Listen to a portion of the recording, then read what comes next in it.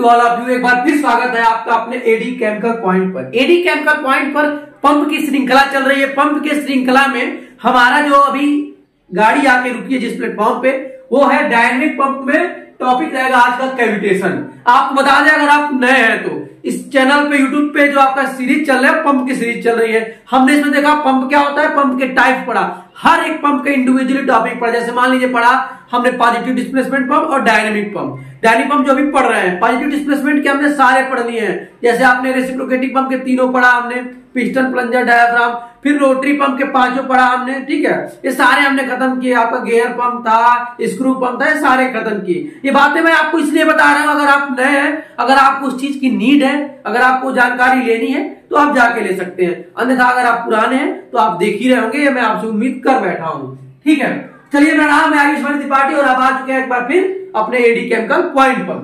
दोस्तों, आज जो टॉपिक हो क्या है, कैविटेशन क्या होता है और कैविटेशन कितने प्रकार से हो सकता है। कैविटेशन देखो, हो कैविटेशन तो एक ही है, उसके टाइप के होने के तरीके अलग अलग हो सकते हैं, ठीक है। ये होगा, फिर हमें देखेंगे कैसे कैविटेशन को पता करें कि कैविटेशन ही हो रहा है और कैसे किसी पंप में कैविटेशन होता है। तो हमारा एरिया कंसर्न, ये तीन चीजें रहेंगी। लेकिन ये चीजें समझने से पहले, ये चीजें जानकारी लेने से पहले हम कुछ चीजों का और विश्लेषण करेंगे। जैसे पहले हम करेंगे बॉइलिंग पॉइंट क्या होता है और दूसरा करेंगे वेपर प्रेशर क्या होता है। ये दो चीजें इंपॉर्टेंट होगी क्योंकि ये चीजें हम इसी चीजों में इंप्लीमेंट करेंगे। तो ये चीजें मुझे मालूम है आपको ये सब चीजें पता होगी। एज ए केमिकल इंजीनियर आपको बिल्कुल बेसिक चीजें, बॉइलिंग पॉइंट क्या होता है और वेपर प्रेशर क्या होता है, क्योंकि एक अच्छा 9th और 10th की चीजें हैं। बॉइलिंग पॉइंट की बात करें तो अगर मैं आपको बताऊं बॉइलिंग पॉइंट क्या होता है, अक्सर आप सुने हो किसी भी लिक्विड का मैक्सिमम टेम्परेचर जिस पर वो लिक्विड अपना फेज चेंज करना स्टार्ट करता है। लेकिन थोड़ा अपने डिफिनीशन में आप सुधार करिए। सुधार ये करिए कि इसको थोड़ा इंजीनियरिंग वर्ड में बोलिए। जैसे कि किसी भी लिक्विड का, ये आपका समझिए टैंक है, क्या है, टैंक है। किसी भी टैंक में जो लिक्विड है, जिसको अगर हम डिफिनीशन बोलना चाहें, इस लिक्विड का क्या बॉयल करना है तो इसका डिफिनीशन अगर आपसे पूछे तो आप क्या बोलोगे, या अगर आप नहीं जाना तो मैं आपको बता रहा हूं, किसी भी लिक्विड का जब वेपर प्रेशर एटमॉस्फेरिक प्रेशर के बराबर हो जाता है तो वह लिक्विड क्या होता है, बॉयल करना स्टार्ट कर देता है। और जिस टेम्परेचर पर वह लिक्विड बॉयल करना स्टार्ट करता है उसी पॉइंट को क्या कहते हैं, बॉइलिंग पॉइंट कहते हैं। याद रखना, क्या मैंने बोला, किसी लिक्विड का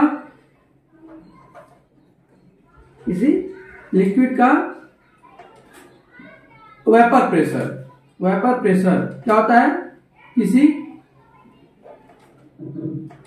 ये मैं चीजें इसलिए लिख रहा हूं क्योंकि अभी ये चीजें आएंगी।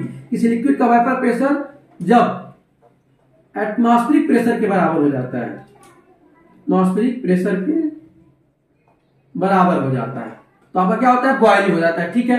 अब अगर मैं कहूं आपसे ये क्लोज है, तब ये क्या आपका डिफिनीशन होगा, तभी भी आपका डिफिनीशन यही होगा।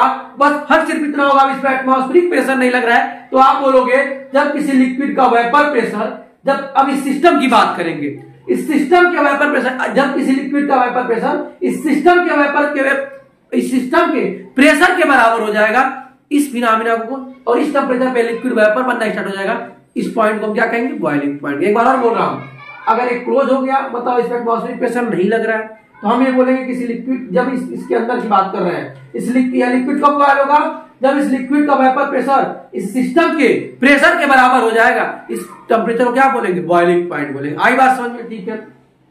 अब हम बात कर ले वेपर प्रेशर क्या होता है। वेपर प्रेशर आपका ये होता है, जैसे कि वेपर प्रेशर को अगर आप दैनिक जीवन में जोड़ने की कोशिश करोगे तो आप ये समझो जैसे कि आपके साथ का ही कोई बंदा है, आपके साथ ही रहने वाला, आप किसी को अपने साथ लेके चल रहे हो, लेकिन जब उस व्यक्ति को फ्रीडम छीनोगे, जब उस व्यक्ति पे आप कंट्रोल रखोगे तो व्यक्ति आपके ऊपर ही प्रेशर लगाना शुरू कर देगा। ऐसा ही कुछ सेम बिहेव करता है आपका वेपर प्रेशर। जैसे कि आप ये देखना, इसी में मैं आपको ये हालत बताने की कोशिश करता हूं।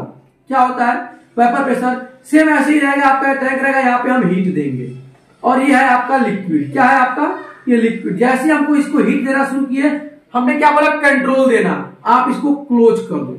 देखना कैसे इक्विपमेंट बिल्कुल आपके दैनिक जीवन में बिहेव कर रहा है। अब आपको इसको हीट करोगे, आप ये वेपर ऊपर भागने की कोशिश करेगा, ऊपर, और यहां से निकलने जाने की कोशिश करेगा, लेकिन आपने तो क्लोज कर रखा है। तो यह लिक्विड का जो वेपर है, ये दोबारा आपके उसी लिक्विड के सरफेस के ऊपर, जो उसके अंदर लिक्विड बचा है, उसके ऊपर आकर एक फोर्स लगाएगा, एक प्रेशर लगाएगा, और उसी प्रेशर को बोलते हैं वेपर प्रेशर। अर्थात अगर डेफिनेशन की बात करें, वेपर प्रेशर क्या होता है? जब कोई लिक्विड को हीट करे और वह हीट, जब वह हीट लेने के बाद वो लिक्विड अपना फेज चेंज करे, वेपर बने, और वो वेपर दोबारा उसी लिक्विड के सरफेस के ऊपर आकर फोर्स लगाता है परपेंडिकुलर डायरेक्शन में, इस प्रोसेस को क्या बोलते हैं? वेपर प्रेशर बोलते हैं। बात समझ में आई? वेपर प्रेशर होने के लिए हमेशा याद रहे, वेपर अपना प्रेशर तभी लगाएगा जब वो क्लोज वेसल में होगा। तो ये कॉन्सेप्चुअल बात है, ठीक है। तो ये मैं इसलिए बता रहा हूं क्योंकि वेपर प्रेशर की बातें आएंगी यहाँ पे, इसलिए मैं आपको चीजें जोड़ने की कोशिश कर रहा हूं। अब आती बारी कैविटेशन की। तो कैविटेशन एंड टाइप का पूरा हम बाद में पढ़ेंगे, पहले हम ये पढ़ लेते हैं कि कैविटेशन क्या होता है। पहले ये जानकारी ले लेते हैं कैविटेशन क्या होता है। देखो, कैविटेशन ऐसा नहीं केवल आपको पंप में ही देखने को मिलेगा। कैविटेशन क्या होता है, पर उसके बारे में जान जाते हैं। कैविटेशन आप एक बार जान जाओ, फिर आप खुद समझ जाओगे कैविटेशन कहां कहां हो सकता है। जैसे कैविटेशन होने के लिए आपको जरूरी ये नहीं कि पंप में ही हो, जहां पे आपका याद रखना एरिया कम हो। सपोज आप समझो ऑफिस है, आपको मैं एग्जांपल दे रहा हूं, आपका ऑफिस है, उसमें क्या होता है, कुछ ऐसा होता है, एरिया कम किए, फिर एरिया कम किए, फिर और सडनली हम एरिया फिर बढ़ा दिए, कुछ ऐसा मीटर लगा होता है, बराबर। तो अब आप जब एरिया कम करोगे, यहां पे देखोगे आप एरिया कम हुआ, तो एरिया कम होगा तो वेलोसिटी ज्यादा होगी। एरिया कम करोगे तो आपका क्या होगा, वेलोसिटी ज्यादा होगी और प्रेशर कम होगा। याद रखना, एरिया कम किए, वेलोसिटी ज्यादा हुआ, प्रेशर कम हुआ। और जब प्रेशर कम करोगे, अर्थात मान लो कोई अगर आपका यहाँ पे लिक्विड है, अब याद रखना, अब ये लिक्विड है और मैं क्या बोल रहा हूं, जब इस लिक्विड को प्रेशर कम करोगे और आपको प्रेशर कम कर, तो लिक्विड क्या होगा, वेपर बनना स्टार्ट हो जाएगा। ठीक है। अब मैं इस चीज को यहाँ थोड़ा रोकता हूं, ध्यान देना। हमने क्या पढ़ा है, बचपन से ही पढ़ा है कक्षा 9-10 से, कि कोई वाटर कब बॉयल होगा, 100 डिग्री सेंटीग्रेड पर। कब? जब उसका प्रेशर 1 atm हो जाए तब।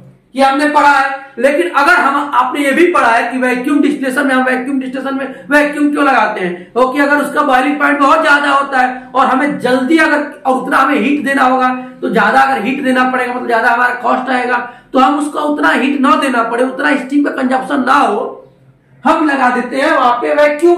वैक्यूम लगाने से बॉइलिंग पॉइंट होता है कम। वैक्यूम मतलब क्या, प्रेशर को करते हैं कम, मतलब कम टेम्परेचर पे ही अब हमारा जो लिक्विड है ना, वो बॉयल करना स्टार्ट कर देगा। बात ध्यान से सुनना। अब कहानी क्या है, अब अगर हम चाहे ना इसको 80 डिग्री सेंटीग्रेड पे बॉयल करना, तो भी कर सकते हैं। क्या करना होगा, हम जो वैक्यूम दे देंगे, थोड़ा कितना हम दे देंगे, माइनस, आप अंदाजा लगा लो, -200 वैक्यूम अप्लाई कर दिए। हम ऐसा मान लेते हैं कि इतना वैक्यूम, मतलब प्रेशर कुछ कम करेंगे, कुछ प्रेशर। अब ये नहीं कि कोई -200 पे ही इतना होगा, लेकिन कुछ उसका बॉइलिंग पॉइंट जरूर कम होगा। आई बात? मैं आपको एज एक प्रकार का आंकड़ा दे रहा हूं, टेबल दे रहा हूं समझने के लिए। हालांकि एक टेबल आता है स्टीम चार्ट का, वहां से भी आप पता लगा सकते हो। हमको और कम करना है 60 डिग्री सेंटीग्रेड पे, हम माइनस आपका 300 वैक्यूम दे सकते हैं, 300 mmHg। ठीक है, ध्यान देना। हमें और कम करना है, 45 करना है, हम -400 कर सकते हैं। मैं ऐसे एक आंकड़ा दे रहा हूं। अगर हमें और हीट नहीं देना, और स्टीम बचाना है, वैक्यूम बढ़ा दे, वैक्यूम को मेरे पास कमी नहीं है, हम एक पंप लगा देंगे, इंजेक्टर लगा दूंगा, तो क्या होगा, हम देखेंगे 35 पे भी आपका ये क्या होगा, हो जाएगा, बस वैक्यूम देना पड़ेगा 500 mmHg। याद रखना। अब ये चीजें मैं क्यों बता रहा हूं, अब ये चीजें मैं यहां ला रहा हूं। अब हम देख रहे हैं जब हमारा कोई लिक्विड 100 डिग्री सेंटीग्रेड आपका हीट देने पे वो क्या हो रहा था, वेपर बन रहा था, लेकिन उसमें प्रेशर कितना था, 1 atm लग रहा था, जो आपके एटमॉस्फेयर में लग रहा है, हमारे और आपके ऊपर लग रहा है।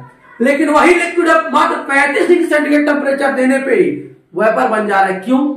आखिर ऐसा क्यों हो रहा है? क्योंकि हमने प्रेशर कम कर दिया। तो हमने ये देखा जब प्रेशर कम करने पे लिक्विड का बॉइलिंग पॉइंट कम हो रहा है, तो सेम वही तो हो रहा है। हम यहाँ पे क्या देखिए, एरिया कम किए, एरिया कम करेंगे तो वेलोसिटी बढ़ेगी, वेलोसिटी आपकी बढ़ेगी, मतलब प्रेशर कम होगा, और प्रेशर कम होगा तो हमें नहीं मालूम कि इस लिक्विड का वेपर प्रेशर क्या है। अब हमें मान के चलते हैं कि लिक्विड का वेपर प्रेशर कम है, पर हमने वेपर प्रेशर कम किया, अब ये वेपर क्या, अब ये लिक्विड क्या हुआ, तुरंत आपका वेपर बन जाएगा।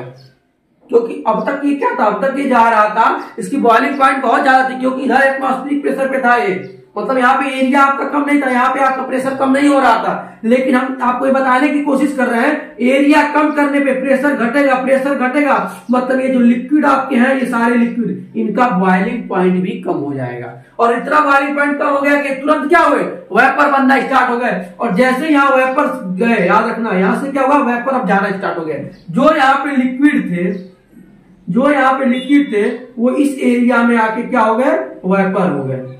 अब ध्यान देना, वेपर हो गए। और फिर सर्टेन टाइम हम आगे बढ़े, कुछ देर हम आगे बढ़े तो हमने देखा फिर एरिया बढ़ा दिए। अब देखना एरिया जब घटा है तो वेलोसिटी बढ़ रही थी, अब जब एरिया बढ़ाओगे, याद रखना अब जब एरिया बढ़ाओगे तो वेलोसिटी क्या होगी, घटेगी। यही तो है, वेलोसिटी घटेगी और प्रेशर बढ़ेगा। और जब प्रेशर बढ़ेगा तो जो वेपर है, ये यहाँ पे जो लिक्विड वेपर हुआ है, अब ये तुरंत क्या होगा, लिक्विड बनना स्टार्ट हो जाएगा, लिक्विड बनना स्टार्ट हो जाएगा ऐसे। अब ये क्या हो गया, लिक्विड हो गया। अब ध्यान देना, ये चीजें मैं आपको इसे समझा रहा हूं। अब यही जो वेपर, लेकिन ये जो वेपर से लिक्विड होगा ना, ये इतनी आसानी से नहीं हो जाएगा, याद रखना। अब ये जब वेपर से लिक्विड होगा दोस्तों, ये चीजें मैं इसीलिए बना रखा हूं। अब ये यहाँ पे क्या था, पहले लिक्विड था, लिक्विड गया वेपर में, वेपर हो जाएगा, वो तो आराम से फ्लैश सिस्टम हो जाता है, फ्लैश खाना इसको बोलते हैं। लेकिन जब वेपर से लिक्विड होगा, समझना जैसे जैसे आपको स्टेप गिना रहा हूं, जैसे जैसे ये आपका एरिया कम हुआ, धीरे धीरे वेपर आपका बढ़ता गया, बढ़ता गया।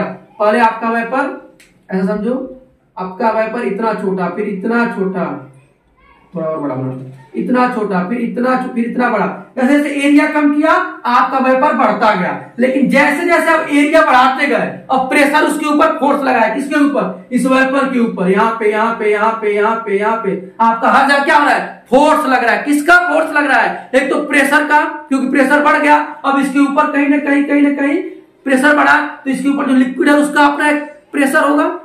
और क्योंकि ये वेपर है तो वेपर के ऊपर क्या होता है, लिक्विड ही तो होता है, उसका प्रेशर बढ़ रहा है, यानी लिक्विड का प्रेशर बढ़ रहा है किसके ऊपर, वेपर के ऊपर। अब थोड़ा सा काम आगे हम और गए तो ये वेपर का साइज कम होना स्टार्ट हो जाएगा, कम होना स्टार्ट हो जाएगा।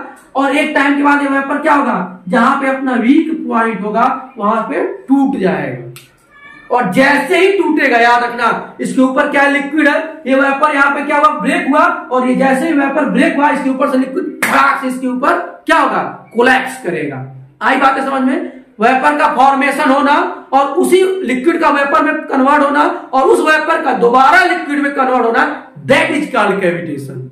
आई बात समझ में, कैविटेशन क्या होता है, कैविटेशन आपका ये होता है जब कहीं हम एरिया कम करते हैं तो प्रेशर कम, आपका एरिया कम करने से वेलोसिटी बढ़ती है और प्रेशर घट जाता है। तो जब यहां प्रेशर कम होगा, लिक्विड क्या होगा, वेपर बनेगा। और वही वेपर जब दोबारा लिक्विड में कन्वर्ट होता है तो इतना तेज कोलैप्स होता है, क्योंकि उसमें क्या होता है, मैंने बताया एक प्रेशर बढ़ता है तो उसमें क्या होगा, दो फोर्स होगा। एक पहला उसकी सरफेस के ऊपर एक फोर्स रहेगा किसी लिक्विड का प्रेशर बढ़ने का, ठीक है, उसके ऊपर वाटर का अपना एक फोर्स होगा, एक उसके इंटरमॉलिक्यूल्स फोर्स लगाएंगे। और जहां से वीक होगा वो क्या होगा, फ्लैश हो जाएगा। और जैसे ही क्या होगा, अब इतने बड़े बड़े वेपर्स हैं, ये वेपर्स की क्या है, क्वांटिटी बहुत बड़ी बड़ी हो जाती है, याद रखना इसका वॉल्यूम बहुत बड़ा हो जाता है। और जब वॉल्यूम बड़ा होगा और उसके अंदर तो खाली है, तो जैसे ही ब्रेक होता है वो, ऐसे आपका वेपर ब्रेक होगा और जैसे ही वेपर ब्रेक होगा उसके ऊपर क्या होगा, लिक्विड तुरंत आएगा और इतनी तेजी से आता है। और वो जब तेजी से आता है तो कोलैप्स होता है और जिस सरफेस पे आके टकराता है, इस फिनोमेना को बोलते हैं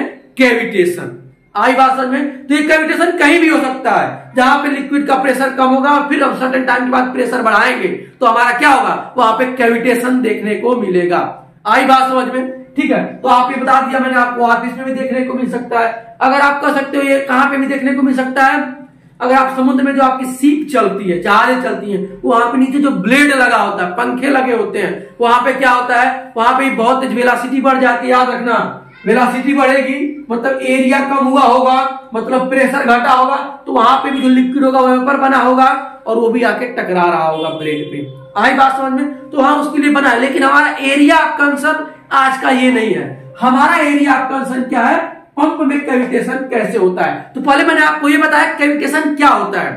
मतलब आप ये बोल सकते हो कि कैविटेशन केवल पंप में नहीं होता है, कैविटेशन वो हर एक जगह हो सकता है जहां पे लिक्विड का वेपर में कन्वर्ट होना और वेपर का दोबारा लिक्विड में कन्वर्ट होना, इस फिनोमेना को कैविटेशन कहते हैं। ओके, अब चलते हैं देखते हैं कि पंप में कैविटेशन कैसे होता है। ध्यान दीजिएगा, पंप में ये प्रोसेस कैसे होता है।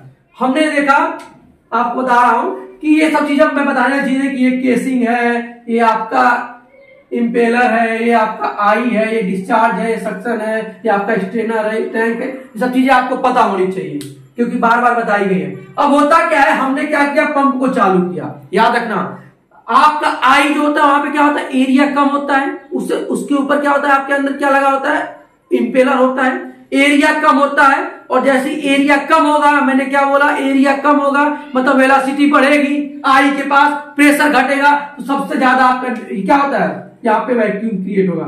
निगेटिव में लिख रहा हूं, याद रखिएगा, यहाँ पे वैक्यूम क्यों होता है। और इससे जुड़ा है आपका सक्शन लाइन। अब यही वैक्यूम ये यहाँ पे देने का शुरू करता है, यहाँ पे भी माइनस समझ लीजिए। अब हम ये मान लेते हैं कि यहां पे हमारा, आप समझ लो कि 500 mmHg माइनस 500 mmHg क्या होता है, वैक्यूम क्रिएट हुआ, हमें मान लिए। अब ये सक्शन लाइन में आया तो कुछ कम हुआ होगा, यानी माइनस 450 हम पकड़ लेते हैं। आई बात समझ में। अब हम जो लिक्विड को सक करना है ना, हम ये मान के चलते हैं कि ये वाटर को ही सक कर रहे हैं, वाटर को सक कर रहे हैं। ये एटमॉस्फेरिक प्रेशर लग रहा है, कोई निगेटिव प्रेशर यहाँ पे नहीं है। मतलब ये पानी कब वेपर बनेगा, जब 100 डिग्री सेंटीग्रेड टेम्परेचर देंगे तब। अब याद रखना, मैं बोला प्रेशर, हमने बोला था प्रेशर कम करने पे, ध्यान देना, कम टेम्परेचर पर ही लिक्विड क्या होगा, वेपर बनना स्टार्ट हो जाएगा। वही तो कर रहे हो। अब यहाँ आपने प्रेशर कम कर दिया और ये लाइन आपने डीप लाइन दे दिया सक्शन में, किसके, टैंक में। अब ये प्रेशर कम किया, अब ये जो पानी आपका 100 डिग्री सेंटीग्रेड टेम्परेचर पे हो रहा था, वो जब इस लाइन में जाएगा ना, तो मात्र कितने पे हो जाएगा, 35 पे।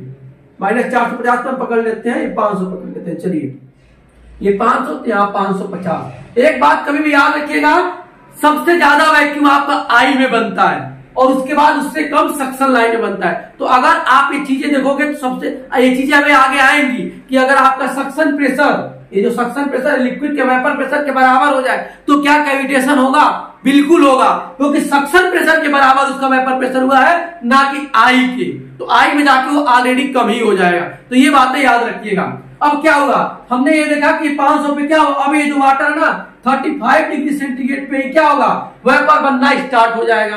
अब इस लिक्विड का अपना एक क्या होगा, वेपर प्रेशर होगा। और जिस टेम्परेचर पर, याद है ना, जिस प्रेशर पर यह लिक्विड अपना वेपर बनना स्टार्ट हुआ, उसी को हम वेपर प्रेशर बोलते हैं। जिस निगेटिव प्रेशर पे या लिक्विड अपना वेपर कन्वर्ट किया, उसी को हम वेपर प्रेशर कहते हैं। हमें मान लेते हैं इसका अपना वेपर प्रेशर माइनस 500 होगा। अब यह लिक्विड क्या हुआ, वेपर बन के गया किसमें, आई में। यहां तक कहानी में कोई भी याद रखिए गड़बड़ नहीं है, अभी तक इसने कैविटेशन नहीं जनरेट किया है। होता क्या है, यहाँ पे निगेटिव जो है, लेकिन यहाँ पे तो आपका पॉजिटिव है, क्योंकि यहाँ पे आपका ऐसे ब्लेड लगा होता है और ये क्या करता है, काइनेटिक एनर्जी प्रोड्यूस करता है। आई बात समझ में। तो यहाँ पे आपका पॉजिटिव, जैसे ही आपका एरिया बढ़ता है क्या होता है, और आप जानते हो मैंने इंपेलर जब बताया था, इंपेलर में, तो इंपेलर क्या करता है, एरिया का टाइप्स ऑफ इंपेलर होते हैं, वो प्रेशर बढ़ाने का काम करता है। ये सब चीजें बात की मैंने बता रखा है। तो जैसे ही एरिया बढ़ाते हैं तो प्रेशर बढ़ेगा। अब याद रखिएगा, जब प्रेशर बढ़ेगा मतलब जो हमारा अब 35 डिग्री सेंटीग्रेड पे लिक्विड वेपर हुआ था, अब वो दोबारा क्या होगा, अपनी बॉइलिंग पॉइंट की ओर भागेगा। ध्यान दीजिएगा, अब हम क्या कर रहे हैं, हम प्रेशर बढ़ा रहे हैं। अभी तक हम प्रेशर घटा रहे थे तो हमारा बॉइलिंग पॉइंट घट रहा था। अब हम प्रेशर बढ़ाएंगे तो जो बॉइलिंग पॉइंट है वो भी घटेगा। अब ये जो हमारा लिक्विड अपना वेपर में कन्वर्ट हुआ था, ये दोबारा क्या होगा, लिक्विड में कन्वर्ट होना शुरू होगा। और यही पे याद रखा, इतनी आसानी से नहीं होगा। अब ये जो आपका यही फिर बातें आ रही है, अब ये जो वेपर आपका है ना, जो आई में गया है, जैसे ही इंपेलर में जाएगा वो क्या होगा, तुरंत लिक्विड में कन्वर्ट होने की कोशिश करेगा। और जैसे ये वेपर ब्रेक होगा, जैसे ये वेपर आपका टूटेगा, उसके ऊपर तुरंत आके क्या होगा, लिक्विड उस जगह को कवर करेगा। और इतनी तेज गति से आके कवर करता है ना कि वो इंपेलर की सरफेस पे आके टकराता है। याद रखना, इसी फिनोमेना को कैविटेशन कहते हैं। बात समझ में आई। एक बार इसका आपको डिफिनेशन देता हूं। कैविटेशन क्या होता है, जब किसी लिक्विड का, अब मैं सिस्टम की बातें ला रहा हूं, अभी तक एटमॉस्फेरिक प्रेशर बोलता था, अब यहाँ पे सिस्टम की, इसीलिए मैं यहाँ पे सिस्टम बोला था। और ये चीजें आएंगी, देखिएगा। जब किसी लिक्विड का, आपने क्या पढ़ा है, किसी लिक्विड का वेपर प्रेशर जब एटमॉस्फेरिक प्रेशर के बराबर होता है तो बॉइलिंग होने लगता है। ये चीज पढ़ा है आपने। अब हम बात करेंगे सिस्टम में, अब यही चीजें आ रही है। कैविटेशन क्या होता है, जब किसी लिक्विड का, याद रखिएगा, वेपर, जब किसी लिक्विड को जिसको हमें सक करना है उसका जो वेपर प्रेशर है उस सिस्टम के सक्शन प्रेशर के या तो बराबर हो जाए, या अगर सक्शन प्रेशर उससे कम हो जाए, किससे, लिक्विड के वेपर प्रेशर से, तब वह लिक्विड क्या होगा, वेपर बनना स्टार्ट हो जाता है और वो वेपर जाके इंपेलर पे टकराता है। आई से जैसे ही बाहर निकलता है इस फिनोमिना को कैविटेशन कहते हैं। चूंकि ये लंबा हो जाएगा तो चूंकि अब एक स्टेप और पहले आ जाए, ये वेपर बना ही क्यों, तो इसलिए हम इसको डिफिनेशन ये बोलते हैं कि जब किसी सक्शन लाइन का प्रेशर, जब किसी सिस्टम का भी बोल सकते हो या सक्शन लाइन का भी बोल सकते हो, प्रेशर, नेगेटिव प्रेशर किसी लिक्विड के वेपर प्रेशर से कम हो जाए या वेपर प्रेशर के बराबर हो जाए, तो इस प्रोसेस में क्या होता है, हमारा लिक्विड वेपर बनना स्टार्ट हो जाता है और इस फिनोमिना को ही हम कैविटेशन कहते हैं। बात समझ में आई? मैंने कैविटेशन को बहुत तरीके से जोड़ के आपको बताने की कोशिश की और मैं उम्मीद करता हूं ये चीजें आपको समझ में आई होंगी। अब हम ये देख लेते हैं, कैविटेशन आप समझ गए होंगे मुझे उम्मीद है। अब हम ये देख लेते हैं कि कैविटेशन कितने प्रकार से किसी सिस्टम में हो सकता है। पहला तो आपने देखा वेपोराइजेशन, ठीक है, ये तो आपने देख लिया, लिक्विड क्या होगा, वेपर होगा। अब हर जगह यही सिस्टम होगा, वेपोराइजेशन ही होगा, लेकिन यहां पे सक्शन प्रेशर कम हो रहा था, अब यहां पे सक्शन प्रेशर ना होकर ध्यान दीजिएगा टर्बुलेंसी, इससे भी यहां पे कैविटेशन होता है। कैसे? आपने अक्सर देखा है समुद्रों में या चले जाओ, आपका वोर्टेक्स क्रिएट होता है। क्यों होता है वहां पे? क्योंकि वेलोसिटी बढ़ जाती है और वेलोसिटी बढ़ेगी तो क्या होगा, प्रेशर घट जाएगा, मतलब वो लिक्विड क्या होगा, वेपर बनना स्टार्ट हो जाता है। चलिए मैं आपको केमिकल इंजीनियरिंग में लेके आता हूं। रिएक्टर देखा है आपने, रिएक्टर में क्या होता है, आपका एजिटेटर लगा होता है, तो उसमें आपका वेफल्स क्यों लगा होता है, वोर्टेक्स को रोकने के लिए। वोर्टेक्स कैसे होता है, जब हम क्या बोले, जब वेलोसिटी बढ़ेगी, जब आपका रिएक्टर बहुत तेज राउंड अप करता है उसके अंदर का एजिटेटर, तो मतलब क्या होगा, वेलोसिटी बढ़ेगी और वेलोसिटी बढ़ती है तो उसके अंदर वोर्टेक्स क्रिएट होगा, मतलब वोर्टेक्स क्रिएट हुआ मतलब वेलोसिटी बढ़ी, मतलब वहां पे याद रखिए प्रेशर घटने की संभावना है, तो वह लिक्विड क्या होगा, वेपर बनना स्टार्ट हो सकता है। और जो खाली जगह होगा ना, वो दूसरा लिक्विड बहुत तेज गति से आता है, तो खैर वहां पे तो हम क्या लगा रखे हैं, वेफल्स, वो क्या होता है, वोर्टेक्स को रोकता है। लेकिन इसमें क्या होता है, कभी कभी क्या होता है, वोर्टेक्स क्रिएट हो जाता है। आई बात समझ में? तो ये चीजें, अब क्या होता है, अगर आप वोर्टेक्स क्रिएट हुआ, क्या होगा, वोर्टेक्स क्रिएट कैसे होगा, कभी कभी लिक्विड की काइनेटिक एनर्जी बहुत ज्यादा बढ़ जाती है, तो क्या होता है, अब उसका टेम्परेचर बढ़ जाता है, टेम्परेचर बढ़ेगा तो आपका लिक्विड क्या होगा, दोबारा आपका बबल्स बनने लगता है। तो ये चीजें हैं। तीसरा हम बात करें एयर सर्कुलेशन की। कभी कभी क्या होता है कि हमारा पंप इतना पुराना हो गया है कि उसके अंदर यहाँ पे केसिंग में या इंपेलर में या सक्शन लाइन में कहीं लीकेज हो गया, तो उसके अंदर एयर चला जाएगा, और जब एयर चला जाएगा तो एयर लॉक कर देगा। आई बात समझ में? और जब एयर लॉक कर देगा और जब एयर वही, जब एरिया बढ़ेगा मतलब प्रेशर बढ़ेगा, और जब एयर ब्रेक होगा तो वो भी पड़ेगा, क्या है, वो एयर बबल्स बना, और जैसे ही एयर फटेगा तो उस जगह को लिक्विड लेने की कोशिश करेगा, और लिक्विड इतनी तेज गति से वहां जाएगा क्योंकि वो स्पेस तो पूरा खाली है, वो जो वेपर बना है वो बस ऊपर ही सरफेस पे बना है, उसके अंदर कुछ तो है तो नहीं, तो जैसे ही वो ब्रेक होगा तो लिक्विड इतनी हाई वेलोसिटी से जाता है वो इंपेलर को डैमेज करेगा। चौथा आपका आता है इंटरनल रिसर्कुलेशन। इंटरनल रिसर्कुलेशन, ये इंटरनल रिसर्कुलेशन क्या होता है, हम जानते हैं कि कभी भी सेंट्रीफ्यूगल पंप को चालू करना है तो उसका क्या है, डिस्चार्ज बंद करके ही चालू करना है। ये तो मैंने आपको बताया, क्यों ऐसा होता है, ये चीजें बता रखी हैं। लेकिन फिर भी आपको बताओ, अगर आप खोलना भूल गए, जो व्यक्ति ऑपरेट कर रहा है वो चालू करना भूल गया, तो क्या होगा, इसके अंदर वो काइनेटिक एनर्जी बढ़ जाएगी। ध्यान दीजिएगा, काइनेटिक एनर्जी बढ़ेगी क्योंकि डिस्चार्ज तो जीरो है, अब उसके अंदर ही फ्लूइड क्या होगा, बार बार राउंड अप करने की कोशिश करेगा, तो काइनेटिक एनर्जी बढ़ेगी। काइनेटिक एनर्जी बढ़ेगी मतलब टेम्परेचर बढ़ेगा, टेम्परेचर बढ़ेगा मतलब लिक्विड वेपर बनना स्टार्ट होगा, और जब वेपर बनेगा तो फिर वही वेपर कोलैप्स होगा, लिक्विड उस जगह को भरेगा, वहां कैविटेशन आएगा। आई बात समझ में? तो ये सब चीजें हैं आपकी कैविटेशन होने के मेथड। अब बात ये कर ले कि कैसे आप पहचानेंगे कि कैविटेशन हो रहा है। अगर हमें मान लीजिए पता करना है कि कैविटेशन हो रहा है, ये बात को हम कैसे पहचानेंगे, कैसे मालूम चलेगा, तो कुछ चीजें, जैसे मान लीजिए पहला आपका उस पंप से आवाज आने लगेगा या उसमें वाइब्रेशन होने लगेगा। हमेशा आपका आवाज होने का मतलब बहुत हाई मात्रा में कैविटेशन हो रहा है। अब वो वाइब्रेशन से भी ऊपर चला गया तो पहले आपको वाइब्रेशन देखने को मिलेगा, तो जब उसके अंदर वेपर्स टूटेंगे तो क्या होगा, आवाज आएगा। कैसा आवाज आएगा, ऐसे कुछ आवाज आएगा, कट कट कट करके, ठीक है, तो वो तो नॉइज में आ गया। नहीं तो पहले उसके पहले होता है फिनोमेना, वो होता है वाइब्रेशन का, तो वहां से आप पता कर सकते हैं। दूसरा आप यहाँ क्या होगा, आपका फ्लो रेट जो है, वो कम हो जाएगा। ठीक है, क्यों कम होगा? क्योंकि वेपर है और वेपर में याद रखो खाली स्पेस है, तो वेपर जब खाली स्पेस है तो लिक्विड को आने नहीं देगा। कुछ से एक मतलब ये जो फ्लो होगा ना ये आपका फ्लक्चुएट करेगा। कभी आप दोगे 4 लीटर, कभी 2 लीटर, कभी 3 लीटर, फिर कभी 2 लीटर। 4 केजी से ऊपर अगर मान लो इस पंप की कैपेसिटी है 6 लीटर की, तो 6 से 4 ही होगा, 6 से 3 ही होगा, 6 से 2 होगा, फिर 6 से 5 होगा, 6 से ऊपर नहीं जाएगा। आई बात समझ में? ऐसा क्यों होगा? क्योंकि लिक्विड क्या होगा, वेपर बना हुआ है और वेपर में तो क्या है, एयर है, और एयर का क्या है, लिक्विड तो है नहीं, तो डिस्चार्ज होगा नहीं। एक बार जैसे ही वेपर फूटेगा, याद रख, जैसे ही एयर में वेपर फूटेगा और लिक्विड उस जगह को लेगा तो उस समय आपका फ्लो बढ़ेगा, 6-4 हो जाएगा। लेकिन फिर वो डैमेज क्या होगा, कैविटेशन बना, फिर एयर कवर किया, फिर आपका फ्लो कम हो जाएगा, फिर वो वेपर टूटेगा, फिर उस जगह को लिक्विड कवर करेगा, तो आपका फ्लो रेट भी क्या होगा, फ्लक्चुएट करेगा। तीसरा हम बात करें आपका इलेक्ट्रिक एनर्जी की। इलेक्ट्रिक एनर्जी ये भी आपका फार्मूला होता है रो क्यू जी एच अपान एफिशिएंसी। आप ये देख लो, जब फ्लो रेट कम होगा तो जो आपकी इलेक्ट्रिक एनर्जी है वो भी कम होगी। तो वो भी आप देखोगे, जो एम्पियर लोड होगा ना, अगर 40 से 50 जा रहा है तो फिर क्या करेगा वो, 40 से 30 जाएगा, फिर 40 से 44 जाएगा, फिर 40 से 20 जाएगा।